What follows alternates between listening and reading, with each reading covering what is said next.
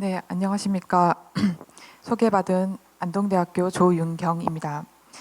우선 논문을 읽으면서 진행하도록 하겠습니다. 최근 한국 사회의 음식 콘텐츠에 관한 관심의 증가와 함께 음식에 관한 윤리의식도 한층 성장하게 되었다. 네, 다음 페이지로 넘어가겠습니다. 두 번째 단락에 음식 섭취는 인간의 삶을 이어가기 위한 필수적인 조건이다. 일반적으로 인간은 매일 음식을 섭취하고 있으며 무엇을 어떻게 먹을까의 물음은 결국 어떻게 살 것인가의 윤리적 문제로 포섭된다. 관련하여 허남결은 윤리학이 우리들의 사고 및 행동과 관련되는 실천적 물음들에 대한 답변을 제공하기 위한 원리 탐구라면 먹는 행위 일반을 다루는 이른바 음식 윤리의 출현은 지극히 당연한 기결이라고 기술하고 있다. 그렇다면 대중에게 채식을 강조하고 살생을 금하는 종교의 대명사로 알려져 있는 불교는 어떤 음식 윤리를 제시하고 있는가? 불교 전통은 인도, 동남아시아, 티베트, 중국, 한국 등 광범위한 문화권을 포괄하며 초기 불교의 탁발 수행부터 현대 사찰 음식에 이르기까지 음식에 대한 풍부한 윤리적 논의를 축적해왔다. 특히 최근 들어 첨단 기술과 인공지능의 발전으로 인해 인간에 관한 재정의와 삶에 대한 새로운 접근이 요구되는 상황에서 불교 철학을 바탕으로 현대 음식 문제를 바라보는 것은 비단 불교학 연구를 넘어 분과 학문으로서의 윤리학의 지평을 확대하는 데에도 기여할 수 있을 것이다. 이에 본 논문은 6세기 초 중국에서 양무제가 선포한 단주육문을 중심으로 스님은 반드시 채식해야 하는가라는 물음에 대해 불교적 시각에서 살펴보고 양무제의 육식 금지령을 둘러싼 여러 윤리적 문제를 고찰해보고자 한다. 동아시아 불교에서 출가자의 육식을 허용하지 않는다. 양무제는 열반경을 비롯한 대승경전의 가르침에 근거해서 출가자의 음주와 육식을 전면 금지하는 단주육령을 선포했고, 이는 중국을 포함한 동아시아 사회에서 스님의 육식을 전면 금지하는 데 결정적인 역할을 한다.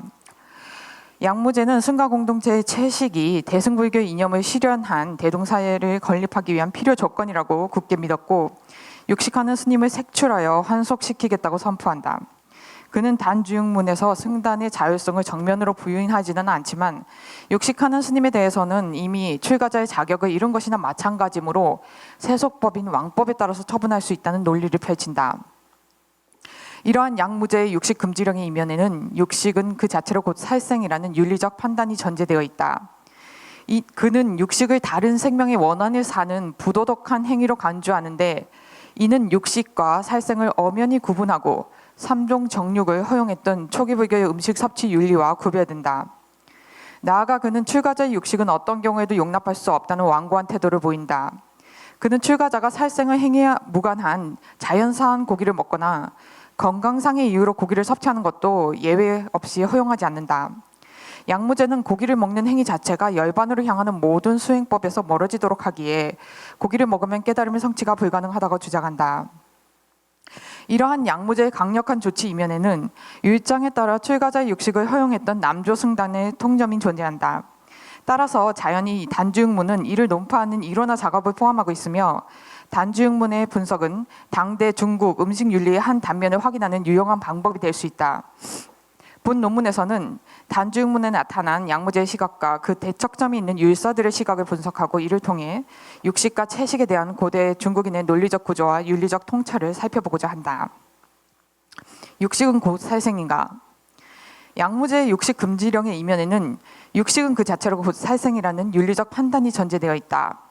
그는 육식의 행위를 다른 생명을 박탈하고 큰 고통을 초래함으로써 그 생명체를 둘러싼 공동체의 원한을 사는 부도덕한 행위로 간주한다. 이는 초기 불교에서 육식과 살생을 구분하고 예외 사항을 허용했던 것과 구분된다. 부처님은 보시던 고기 가운데 자신을 위해서 죽인 것을 목격하지 않은 고기, 자신을 위해서 죽였다는 말을 듣지 않은 고기, 그리고 자신을 위해서 죽인 건지 아닌지 의심이 되지 않는 고기는 청정함으로 먹어도 된다고 허용했다. 초기 불교에서 이러한 세 가지 깨끗한 고기를 섭취하는 행위는 살생의 의도가 개입되지 않는 음식 섭취이므로 윤리적 결함이 없다고 보았다.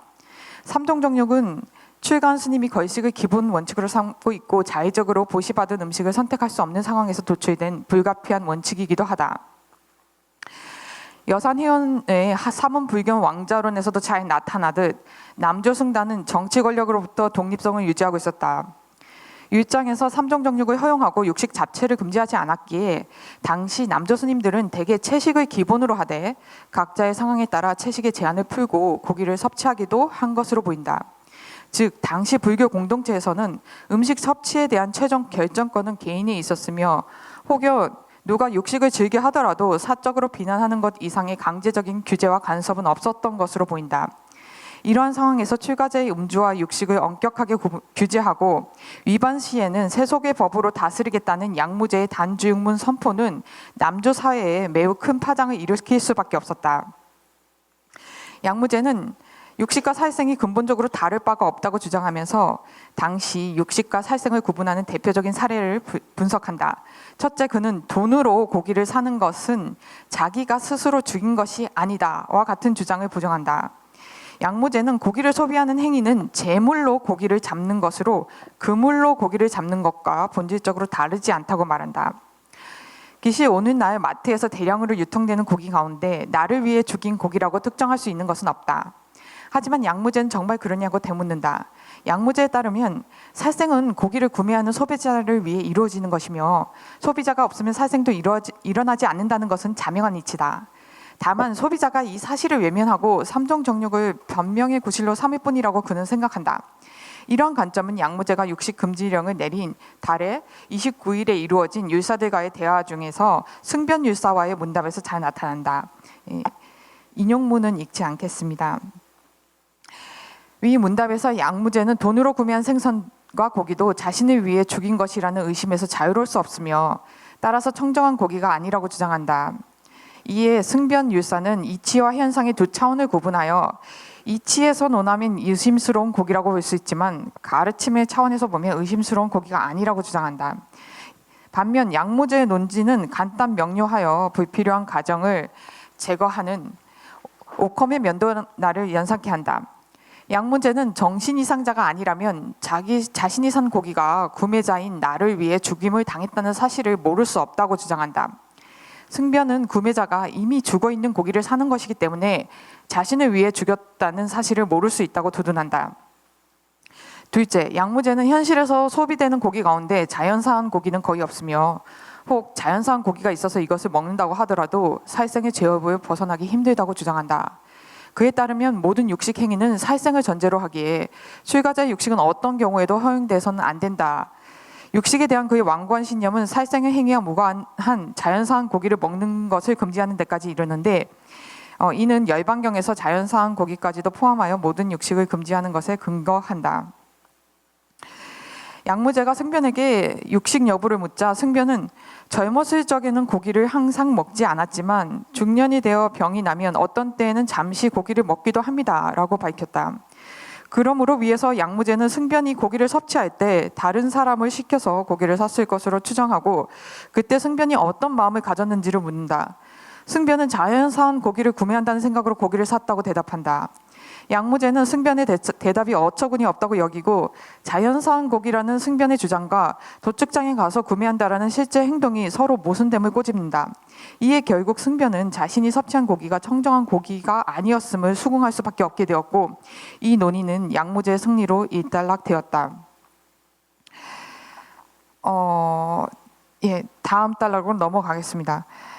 양무제는 자연사한 고기는 곳곳에서 흔히 만날 수 없으므로 시장에서 사고 파는 고기 중 그러한 부류의 고기는 있을 수 없다고 못 박는다. 또한 그는 칙령을 내려 다음과 같이 말한다. 부엉이, 까마귀, 야생비둘기, 집비둘기가 가는 곳마다 죽지 않았으니 한 마리도 자연사한 것을 보지 못했습니다. 노루, 사슴, 꽁, 토끼가 들과 늪에 가득해도 한 마리도 자연사한 것을 본 적이 없습니다. 그러므로 죽은 고기를 구하려면 도살장에 가고 죽은 생선을 구하려면 어망을 놓은 곳으로 가야 합니다. 살생하지 않으면 어떻게 죽은 고기가 있을 수 있겠습니까? 한편 양무제는 자연사한 고기라고 해도 이를 먹는 행위는 필연적으로 살생의 결과를 초래한다고 주장한다. 한 중생에게 8만 호의 벌레가 기생하므로 한 생명을 죽이는 것은 이 중생의 생명만 빼앗는 것이 아니며 8만 호의 생명을 다 함께 박탈하는 행위라는 것이다. 그리고 그는 자연사한 고기에 원래 기생하던 벌레의 생명이 저절로 다하더라도 나중에 부화한 벌레의 수는 더욱 많아지므로 고기를 삶거나 구우면 셀 수 없는 중생을 살생하는 죄업을 짓게 된다고 덧붙인다. 이처럼 단주육문에서 육식과 살생은 직결된다고 여겨졌다. 네, 그 다음에 이제 그 다음 단락은 읽지는 않고, 가족신, 그러니까 고기의 가죽을 이용하는 것과 육식 가운데 어떤 것이 이제 법사들이 이제 가죽신을 신으면 육식도 허용되어야 한다라는 문제를 제기하는데, 거기에 대해서도 양무제는 물론 가죽신을 뭐 장려하는 것은 아니지만 육식은 더욱 나쁘다라는 논리를 가졌을 것으로 추정이 됩니다. 다음 단락에서 초기 불교에서 육식과 살생이 구별되었던 것과 달리 양무제는 육식은 그 자체로 살생의 행위나 마찬가지며 따라서 청정한 고기는 있을 수 없다고 주장한다. 그에게 있어 암과 실천, 마음과 행동은 일치해야 하는 것이다. 나아가 양무제는 선무사 법총 스님과의 문답에서 육식을 참여한 다음 다시 육식하는 행위는 잘못을 알면서도 저지른 것이기 때문에 그 죄가 더욱 무겁다고 주장한다.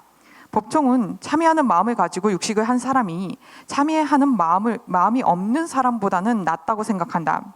그러나 양무제는 육식을 참여한 다음 또다시 육식하는 것을 먼저 저는 전에 사람을 때렸던 것을 참여합니다 라고 말하고 나서 저는 당신에게 참여합니다, 제가 당신을 때리는 것을 이라거나 저는 당신에게 참여합니다, 제가 당신을 먹는 것을 이라고 말하는 것과 마찬가지로 비윤리적인 행위라고 말한다.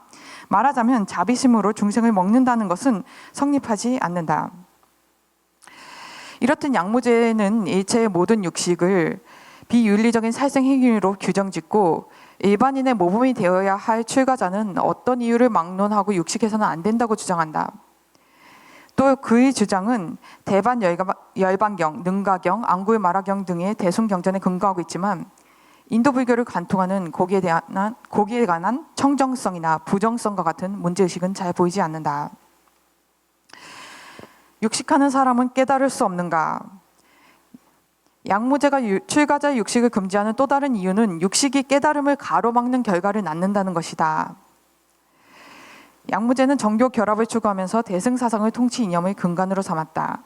그는 대승불교의 시각에서 육식이 출가자의 수행에 직접적인 악영향을 미치는 문제라고 규정하고 열반경에서 육식 금지의 근거를 찾았습니다. 이처럼 열반경은 육식의 대자비 종자를 끊는 것으로 규정하고 있다.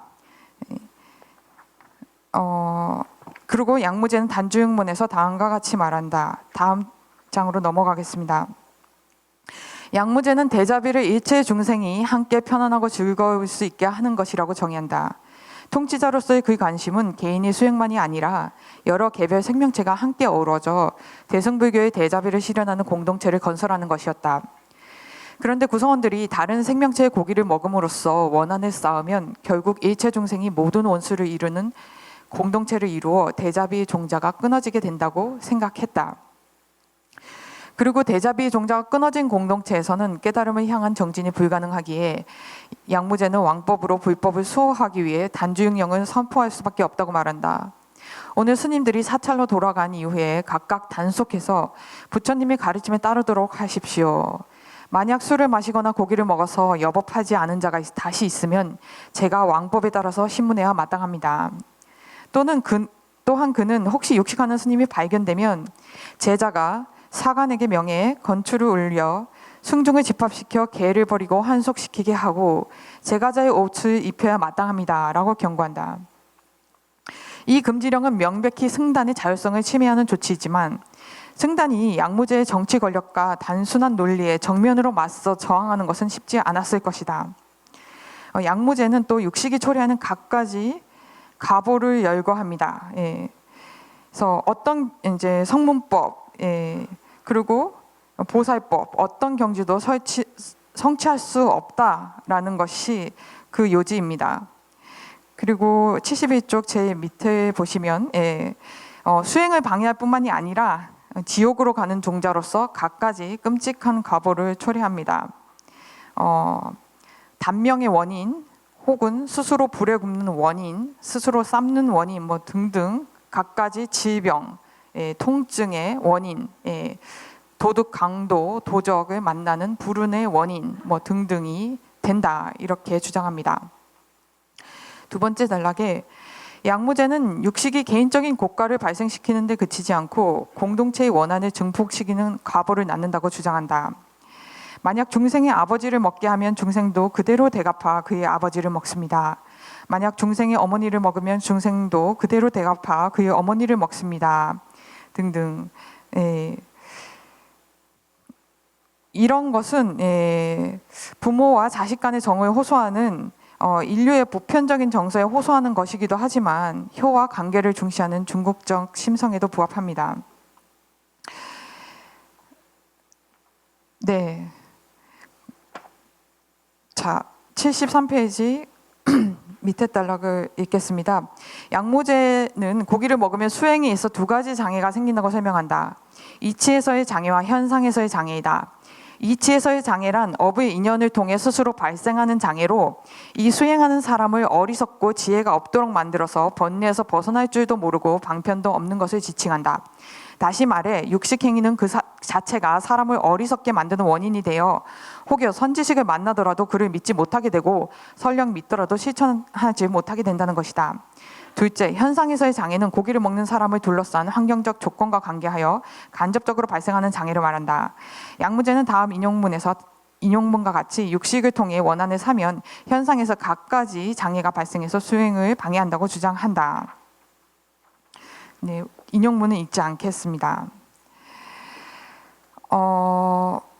양무제는 단지 한 번 중생을 먹은 인연으로 일체의 불법과 멀어질 수 있다고 경고한다. 이와 같은 주장은 인간 중심주의를 벗어나 다른 생명체와 상생하는 생태 공동체 개념이 이미 6세기 초에 등장했다는 점에서 이론사적으로도 의의가 있다. 하지만 다른 한편으로는 한 번 고기를 섭취했다고 해서 깨달음을 성취할 수 없다는 주장은 다양한 현실을 포용할 수 없는 극단적인 시각이라고도 할 수 있다. 경전과 율장의 내용은 일치하는가? 네, 이 부분에 있어서는 좀 생략을 하고 양무제는 대승경전과 율장의 내용은 반드시 일치해야 한다라는 입장에서 대승경전에서 육식을 금지하기 때문에 율장에서도 당연히 금지해야 한다라는 논리를 펴고 있고 율사들은 조금 그렇지 않습니다. 율사들은 좀 다르게 볼 수 있다. 뭐 시간적인 격차가 있다. 이런 식으로 설명을 하고 있습니다. 77쪽에 두 번째 단락을 보시면 율사들은 이제 그 당시에 유행했던 오시 경전관에 대해서 얘기를 하고 있는데요. 이 오시 경전관은 부처님의 가르침의 점진성과 함께 수행에서의 점진적 실천의 근거가 되기도 합니다. 승변율사는 앞에서 고기를 먹으면 해탈하지 못하는데 부처님이 어째서 고기를 먹으라고 말씀하셨냐는 양무제의 물음에 수행이 얕은 자를 위해 말씀하셨으니 그를 인도해서 수행이 깊어지도록 하셨다라고 대답했다. 승변도 궁극적으로는 고기를 끊어야 해탈할 수 있다는 양무제의 주장에 동의하지만 수행이 깊지 못한 수행자의 경우에 고기를 단번에 끊는 것은 어렵고 따라서 점진적으로 고기를 끊는 방향으로 나아가는 것이 부처님의 의도라고 주장한다. 기시 열반경에서도 지난날 삼종 정육을 말한 의도는 점진적으로 고기를 끊게 하기 위한 것이었다라고 해명하는 내용이 출현하는 것을 볼 때 승변이 주장하는 수행의 점진성은 열반경에서 크게 어긋나는 관점은 아니다. 관련하여 보도스님은 근기가 날카로운 자는 삼종 정육의 가르침에서 바로 모두 먹지 말라는 뜻으로 이해할 것이나 근기가 둔한 사람은 바야흐로 나중에 가르침을 기다립니다 라고 설명하며 가르침을 받아들이는 자의 근기에 따라 고기를 완전히 끊는 시간차가 있다고 설명한다. 그러나 양무제는 오시의 점진적인 단계를 인정하지 않는다. 그는 스님들이 채식의 당위성을 알면서도 고기 맛에 탐착하여 본분을 방기하고 있을 뿐이라고 생각한다. 양무제는 육식을 둘러싸고 승변이나 도움과 같은 여러 율사들과 충돌하면서 율장이 대승의 보살행의 잣대로서 충분하지 못하다고 간주하는 듯하다.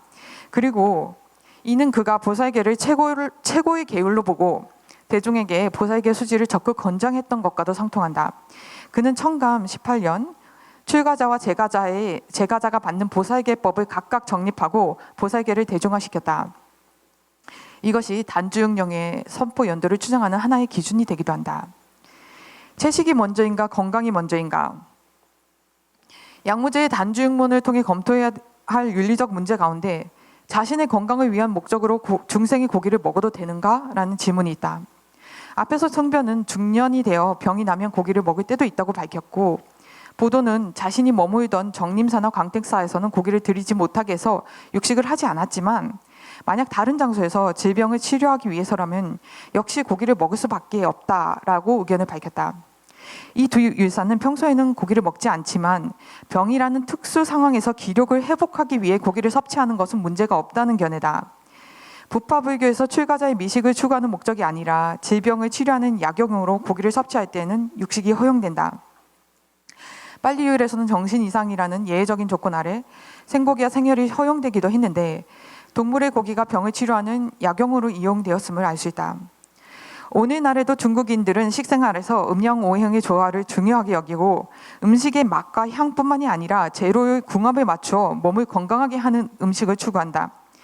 양무제 당시에도 채소는 차가워서 사람을 허하고 피로하게 하며 생선과 고기는 따뜻해서 사람을 보양한다라는 생각이 널리 퍼져 있었던 것으로 보인다.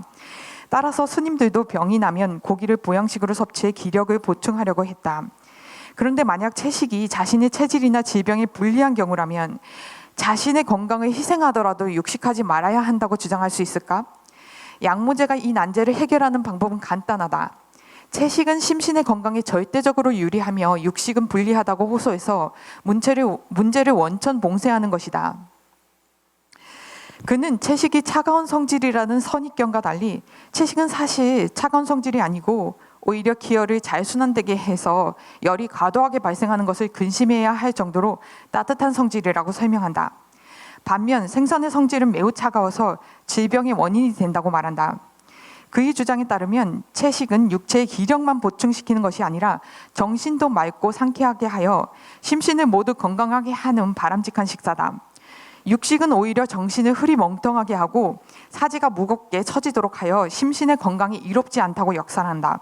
다시 말해 양무제는 건강을 포기하고 채식하는 것이 아니라 건강을 위해서 채식하는 것이라고 문제를 재정의한다. 이어서 그는 채식과 육식은 서로 상승하기에 고기를 먹으면 채식이 건강한 이점을 상쇄시킨다고 말한다. 그리고 채식하면서도 때에 따라 육식을 허용하는 플렉시테리언 스님들을 비판한다. 예, 이제 마무리를 좀 해주셨으면 좋겠습니다. 네, 알겠습니다. 네, 현대의 채식주의자 가운데도 완전 채식주의자와 상대적으로 유연한 채식주의자가 있다. 그런데 완전 채식주의자는 유연한 채식주의자보다 도덕적으로 우월하다고 볼 수 있는가? 이 의문과 관련하여 양무제는 완전 채식주의를 지향해야 함을 강조한다.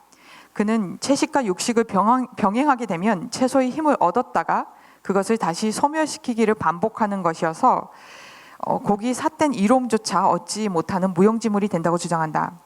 느슨한 채식주의자들이 채소는 차가운 성질이다 라고 말하는 것은 자신이 채식을 풀고 생선과 고기를 다시 섭취하는 바람에 기혈을 순환하는 채소의 힘이 사라져 버렸기 때문이지 본래 채소의 성질이 차가워서가 아니라는 것이다. 네, 그러면 네, 결론 부분으로 나가겠습니다. 82페이지의 두 번째 단락입니다. 단주육문에 나타난 6세기 초 육식을 둘러싼 양무제와 승단의 치열한 논쟁은 음식윤리의 지평을 확장할 수 있는 핵심 문제들에 관해 선처하라는 계기를 제공한다. 또 이를 통해 육식과 채식을 둘러싼 고대 중국인들의 윤리적 고민의 깊이를 가늠해 볼 수 있는 유용한 자료이기도 하다. 양무제는 술과 고기를 끊으라고 선포했는데 술에 대해서는 별다른 이견이 없었지만 율사들을 중심으로 고기를 끊는 것에는 반발이 컸다. 단주육문은 양무제의 시각으로 기술되어 있어 율사들의 입장이 충분히 개진되지 못한 면이 있다. 하지만 양무제가 여러 율사와 몇 차례나 문답을 주고받으며 율사의 주장을 논파한 기록을 볼 때 스님들의 관점에서 양무제의 단주육령을 수용하기가 무척 어려웠음을 알 수 있다. 율사들은 무엇보다 율장에서 3종 정육을 먹어도 된다고 허용했으며 모든 스님이 완전 채식을 실천해야 한다는 것 또한 현실성이 없는 규정이라고 반론했다. 그러나 결국 이 반론들은 양무제에게 논파되었고 육식을 하는 스님들은 계율을 어긴 사람으로 분류되게 되었다. 한편 단주육문에서는 당대의 정치적 동학 또한 내재해 있다. 양무제는 보살에게 제자를 자처하며 아소카 왕을 본보기로 삼아 대승불교를 수호하는 전륜 성왕이 되기 위해 역경과 주의에도 힘쓰고 여러 사찰을 창건하기도 했다. 이러한 정교 결합 과정에서 때로 단주육령을 포함한 계율의 재규정과 강하는 강력한 승단의 영향력을 통제하는 역할을 하기도 했다. 단주육령을 통한 정교 결합의 의지는 계행을 어기면 나이 많은 노승이나 제자가 가장 많은 스님부터 신문하겠다라는 양무제의 선언에서 노골적으로 드러난다. 그리고 율사들은 음주와 육식을 단속한다는 명분으로 독립적인 남조 승단을 정치 권력의 통제하에 두려는 양무제의 정치적 야심이 못마땅했을 것이다. 그러나 양무제가 대승경전에서 육식을 금지하는 내용을 자신이 정치 권력 강화에 방편으로 삼았다고 하더라도 채식을 깨달음의 종자 심기로 규정하고 대자비의 종자가 끊어지지 않도록 불법을 수호해야 한다라는 그의 신념이 가장되거나 꾸며진 것으로 보이지는 않는다. 대승불교 보살행의 신념을 바탕으로 육식은 곧 살생이고 따라서 수행에 장애가 되며 경전과 율장은 부처님의 동일한 가르침이고 채식은 건강식이라는 그의 간단 명료한 메시지는 누구도 쉽게 논파할 수 없는 설득력을 갖추고 있었다.